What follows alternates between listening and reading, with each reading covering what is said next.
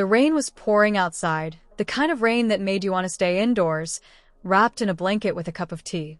But here I was, sitting in my car, staring at the familiar house I grew up in. The house I had helped pay for. The house that now felt like a stranger's home. My parents had called me over for a family dinner, something they hadn't done in years. I should have known something was off. But no, I walked in, foolishly hoping for a warm, comforting evening. Instead, I walked into an ambush.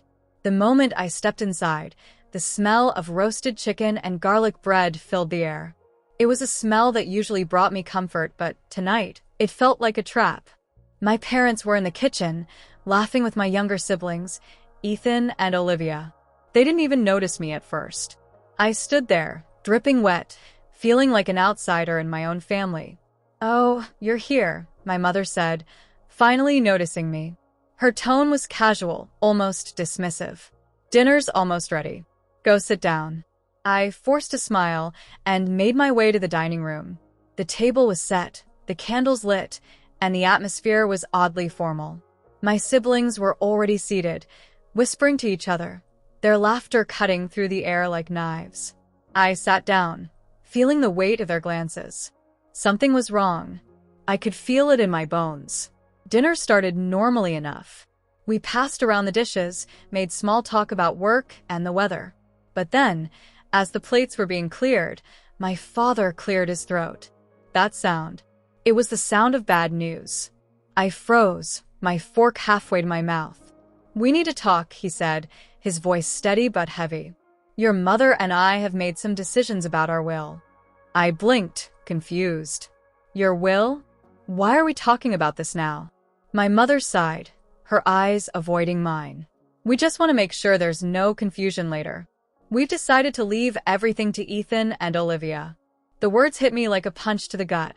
I stared at them, waiting for the punchline, waiting for someone to say, "Just kidding." But no one did. The room was silent except for the sound of my heart pounding in my ears. "What do you mean, everything?"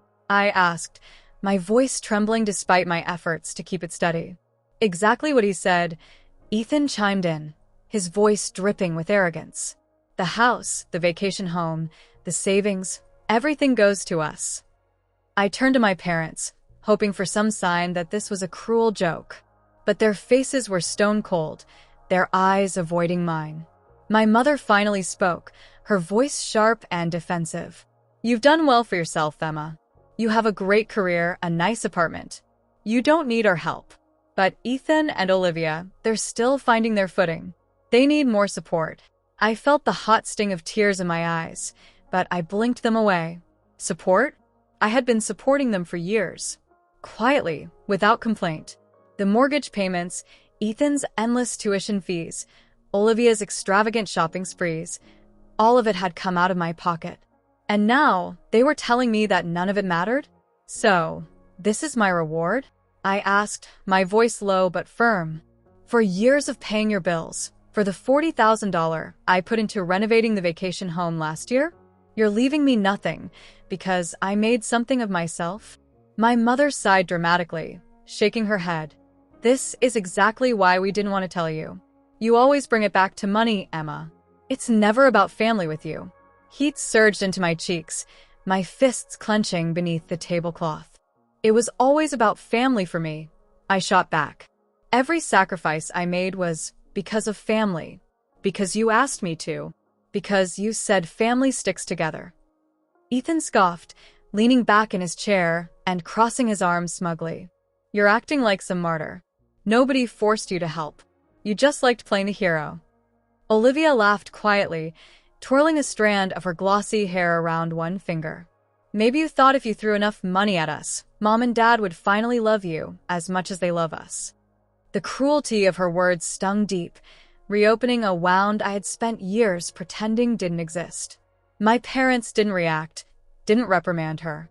Their silence was louder than any defense they might have mounted. They had always indulged Ethan and Olivia, protected them, excused every irresponsible choice. And here I sat, after years of sacrifice, being painted as greedy and selfish. Anger flared through me, scorching away the last threads of patience. You're right, Ethan, I said, forcing my voice to remain steady. No one forced me, but from today onward, no one can guilt me into being this family's ATM either. I'm done. I pushed my chair back and stood abruptly, ignoring the surprised looks on their faces. For a second, the scent of roasted chicken and garlic bread lingered in the air, a cruel reminder of what I had foolishly hoped would be a comforting family evening. Instead, I had been ambushed, humiliated, and rejected in the same home I helped pay for. As I grabbed my coat from the hallway, the front door swung shut behind me with a definitive thud, cutting me off from the voices inside, voices that no longer mattered. Outside, the cool rain hit me sharply, helping clear my head. But my heart still felt raw, aching with disbelief. My own family had used me, discarded me, and left me feeling worthless.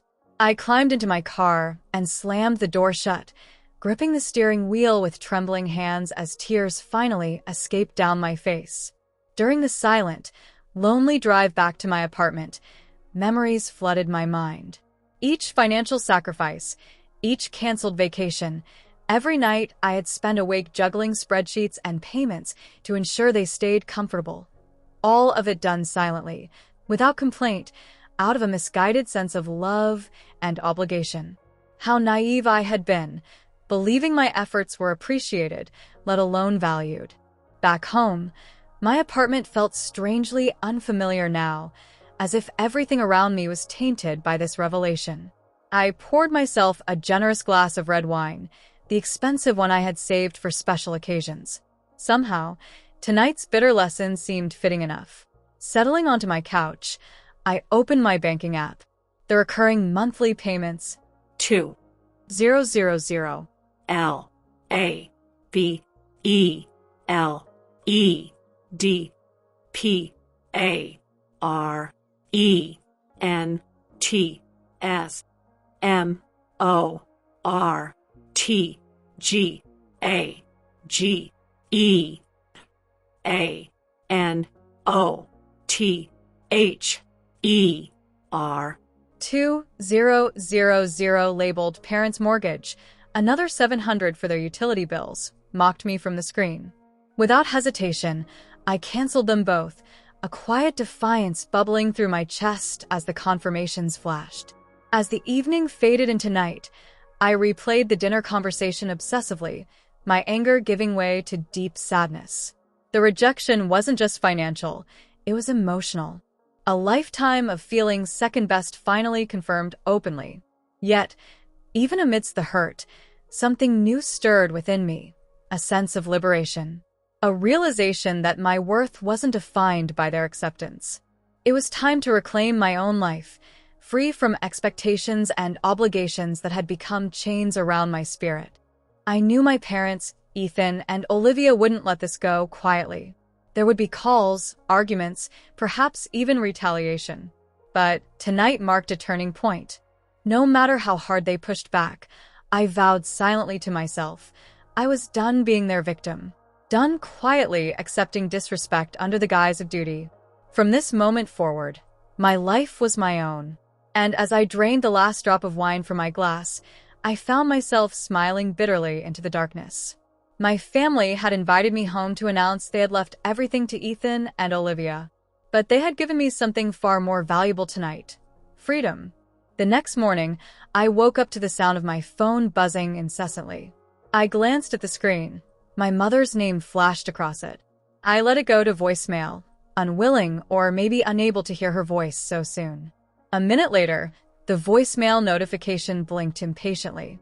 Against my better judgment, I played it. "Emma, please stop being so dramatic," her voice echoed, a familiar mixture of exasperation and guilt. "Call me back. You know family doesn't treat each other like this." A hollow laugh escaped my lips. How ironic. Family, her favorite weapon of emotional manipulation. Family only mattered when it justified their needs. Never mind the years I had spent sacrificing my own happiness for theirs. I deleted the message and set the phone aside, determined not to crumble beneath her practiced guilt trips. Over the following days, the calls multiplied. First my mother, then my father, and finally Ethan and Olivia chimed in, alternating between condescending lectures and sarcastic pleas. But none of their voices held even a shred of remorse, only mounting irritation that their financial lifeline had abruptly vanished. Finally, after a particularly bitter call from Olivia accusing me of selfishness and jealousy, I blocked them all. Peace fell over me for the first time in years, fragile and unfamiliar, yet beneath the quiet relief, a dull, persistent ache simmered. One I wasn't sure would ever fade completely. I threw myself into work as a distraction. My latest project, a sleek office complex in downtown Seattle, demanded my full attention. Meetings, blueprints, client walkthroughs, all things I had always handled with grace now felt like desperate escapes from the reality waiting for me outside office hours. I extended my workdays, volunteered for extra travel, anything to delay facing the emptiness of my newly quiet evenings. 3 weeks passed without direct contact from my family. I began cautiously, hoping they had accepted my decision and moved on. But deep down, I knew better. It was Friday afternoon when the text came, flashing ominously across my screen. "Family meeting tonight, Emma. You owe it to us to be there." My heart rate spiked. I stared at the message, disbelief warring with outrage. I didn't owe them anything, not anymore. But curiosity, mixed perhaps with a misguided hope for reconciliation, nudged at me.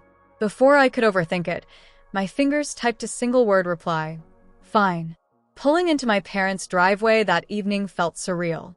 Ethan's flashy sports car and Olivia's obnoxiously pink convertible were already there, parked side by side like matching symbols of entitlement. Dread twisted sharply in my gut as I approached the familiar front door, now feeling as foreign and unwelcoming as an enemy's fortress. My mother opened the door, her forced smile barely masking irritation. "Emma, glad you decided to come," she said stiffly, ushering me into the house I once thought of as home. My aunt, Clara, sat quietly in the corner of the living room, her eyes warm with sympathy but wary. Her presence surprised me. She rarely got involved in family conflicts. I took a seat across from her, heart racing as my siblings entered the room, openly glaring. My father cleared his throat. "We called this meeting to clear the air, Emma," he began sternly. "Your mother, and I thought you'd see reason by now. Obviously, we were mistaken." I bit back a sharp retort, clenching my fists tightly. "See reason?" My voice shook despite my efforts to control it. "You cut me out completely after everything I've done for you. Every mortgage payment, every tuition check. And you want me to see reason? Stop exaggerating," my mother snapped, rolling her eyes. "You helped, sure, but it was your responsibility as the oldest. Ethan and Olivia deserve stability. It's not our fault you chose work over family." A bitter laugh burst from my lips. "I chose work over family?" I echoed incredulously. "I built my career because you needed my money. I skipped vacations, friendships, relationships, all so you could maintain this illusion of security." "Oh, spare us the dramatics," Ethan scoffed. "We never asked for your pity charity." "That's right," Olivia sneered. "Maybe if you weren't so busy being the family savior, you'd have your own life by now." Heat flooded my face, humiliation swelling painfully beneath my skin. Aunt Clara shifted uneasily, but said nothing, her silence as loud as a scream.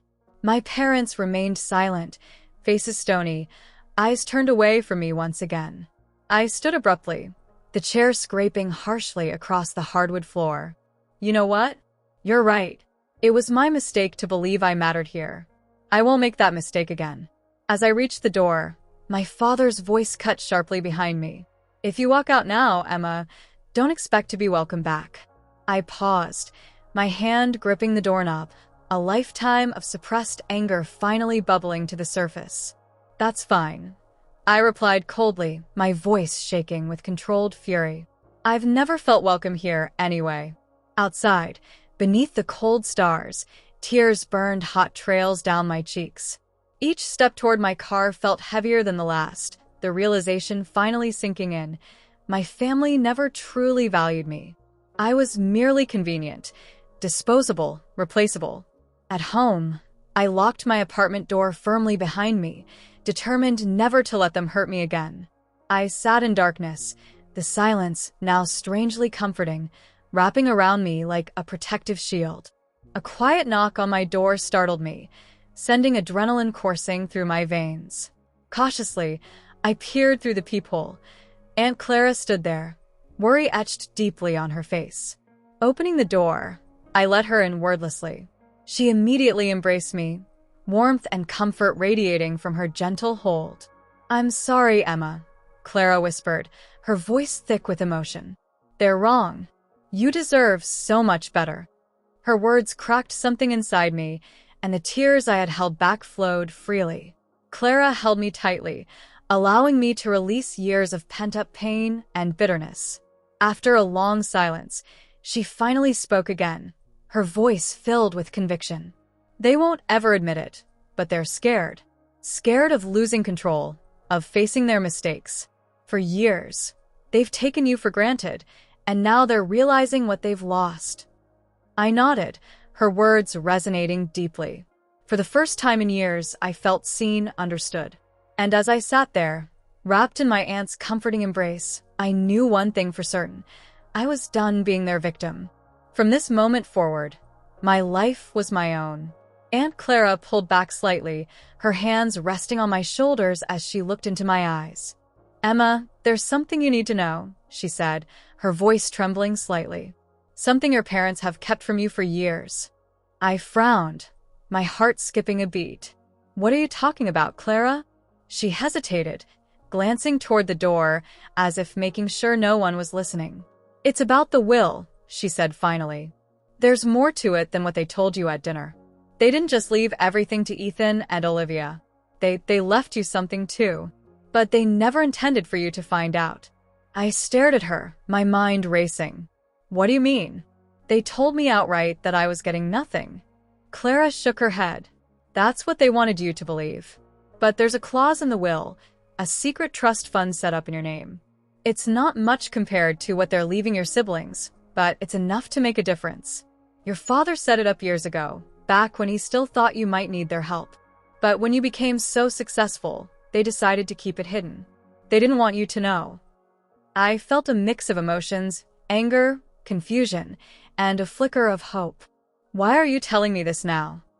I asked, my voice barely above a whisper. "Because you deserve to know the truth," Clara said firmly. "And because I think it's time you took control of your life, Emma. You've spent years putting them first. Now it's your turn." I sat back, trying to process what she had just told me. A secret trust fund? Why would they hide something like that from me? And more importantly, why would Clara wait until now to tell me? As if reading my mind, Clara sighed. "I wanted to tell you sooner, but I was afraid. Your parents, they can be vindictive. If they found out I told you, they'd cut me off too. But after what they did to you at dinner, I couldn't stay silent anymore." I nodded slowly, the pieces starting to come together. "Do you know how much is in the trust fund?" I asked. Clara hesitated. "I don't know the exact amount, but I do know it's enough to give you a fresh start. Maybe even enough to leave this city behind if that's what you want." The idea was tempting. A fresh start. No more mortgage payments, no more guilt trips, no more feeling like the family's financial crutch. But there was still one question nagging at me. Why would they set up a trust fund for me in the first place if they never planned to tell me about it? I asked. Clara's expression softened. "Because deep down, they do care about you, Emma. They just don't know how to show it. Your father set it up years ago, back when he still saw you as his little girl. But as you grew more independent, they started to resent you for it. They didn't want to admit they needed you, so they hid the trust fund and pretended it didn't exist." I felt a lump form in my throat. It was hard to reconcile the idea that my parents might still care about me with the way they had treated me at dinner. But Clara's words gave me something to hold on to, a glimmer of hope that maybe, just maybe, there was still a chance to salvage something from this mess. The plan: reclaiming what's mine. Over the next few days, I couldn't stop thinking about the trust fund. Clara had given me the name of the lawyer who handled my parents' estate, a man named Robert Hargrove. I decided to pay him a visit, hoping he could shed some light on the situation. The law office was located in a sleek, modern building downtown. As I stepped into the elevator, I couldn't help but feel a sense of unease. What if Clara was wrong? What if there was no trust fund? What if this was just another cruel joke? But when I walked into Robert Hargrove's office, my fears were quickly put to rest. He was a tall, distinguished man in his late 50s, with silver hair and a warm smile. When I introduced myself, his eyes lit up with recognition. "Emma," he said, extending his hand. "I've been expecting you." I blinked in surprise. "You have?" He nodded. "Your aunt called me. She told me you might be stopping by. Please have a seat." I sat down, my heart pounding in my chest. "Clara told me about the trust fund," I said, getting straight to the point. "Is it real?" Robert leaned back in his chair, his expression thoughtful. "It's real," he confirmed. "Your father set it up years ago, when you were still in college. It was meant to be a safety net in case you ever needed it. But as you became more successful, he decided to keep it hidden. He didn't want you to feel obligated to them." I felt a surge of anger. So instead, they made me feel like I was nothing to them. Robert sighed. "I can't speak to their motivations, Emma. But I can tell you this. The trust fund is yours. It's in your name, and you have every right to access it." "How much is in it?" I asked, my voice trembling. Robert pulled out a file and flipped through it. "As of today, the balance is just over $250,000. I gasped. That was more than I had expected. Far more. It was enough to pay off my student loans, buy a new car, or even put a down payment on a house. But more than that, it was a lifeline, a chance to start over on my own terms. "What do I need to do to access it?" I asked. Robert smiled. "Just sign a few papers, and it's yours. But before you do, I want to warn you, your parents won't be happy about this. They've gone to great lengths to keep this a secret. If you take the money, they'll see it as a betrayal." I clenched my fists, my resolve hardening. "They betrayed me first," I said firmly. "I'm done letting them control my life." Robert nodded, his expression approving. "Then let's get started." The next few weeks were a whirlwind. With the trust fund now in my possession, I felt a sense of freedom I hadn't experienced in years. I paid off my debts, bought a new car, and even started looking at houses. For the first time in my life, I felt like I was in control. But my newfound independence didn't go unnoticed. My parents, Ethan and Olivia, were furious when they found out about the trust fund. The calls started almost immediately, angry, accusatory, and laced with guilt trips. "How could you do this to us, Emma?" my mother screamed during one particularly heated call. "That money was meant for the family." "No, it wasn't," I shot back, my voice steady. "It was meant for me, and I'm done letting you dictate my life." The calls continued, but I refused to back down. I blocked their numbers, changed my email address, and even moved to a new apartment. For the first time in years, I felt like I was finally free. But the fallout didn't stop there. Without my financial support, my parents were forced to confront the reality of their situation. The mortgage payments they had relied on me to cover were now their responsibility, and they quickly fell behind. Ethan and Olivia, who had never learned to manage their own finances, were in even worse shape. I tried not to feel guilty. After all, they had made their choices. But it was hard not to feel a pang of sadness when I thought about the family I had lost. Months passed, and the dust began to settle. I threw myself into my work, focusing on building a life for myself. I even started dating again, something I hadn't done in years. For the first time in a long time, I felt happy. But then, one cold November evening, there was a knock on my door. I opened it to find my father standing there, his face lined with exhaustion and regret. "Emma," he said, his voice trembling. "Can we talk?" I hesitated, my heart pounding in my chest. But something in his eyes made me nod. "Come in." We sat down in the living room, the silence between us heavy with unspoken words. Finally, my father spoke. "I'm sorry, Emma," he said, his voice breaking. "I've made a lot of mistakes. I let my pride get in the way, and I hurt you in the process. I don't expect you to forgive me, but I want you to know that I'm proud of you." You've done so well for yourself, and I just wish I had been there for you." Tears filled my eyes as I listened to his words. For so long, I had longed to hear him say he was proud of me. And now, finally, he had. "Thank you, Dad," I whispered, my voice choked with emotion. "That means a lot." We talked for hours that night about everything: the trust fund, the will, the years of resentment and misunderstanding. And for the first time in a long time, I felt like I had my father back.